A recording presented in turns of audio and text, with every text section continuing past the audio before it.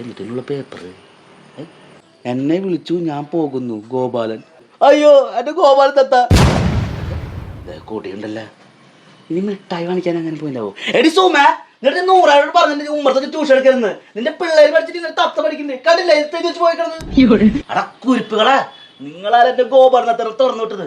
സൂക്ഷിച്ച് നോക്കണ്ടേ? ഞങ്ങളല്ല.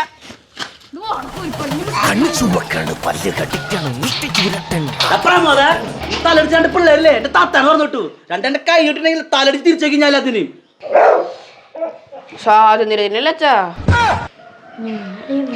നിങ്ങൾ ഈ എണ്ണക്കട സോക്ക് നിങ്ങളുടെ വീട്ടിലെടുത്താൽ മതി. തമ്പി കൊള്ളാം, മക്കളും കൊള്ളാം.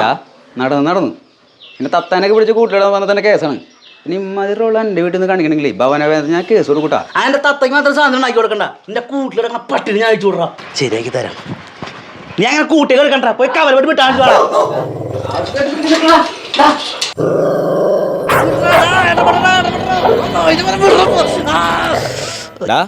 തത്ത വല്ല കൂട്ടിലിടണ പട്ടി.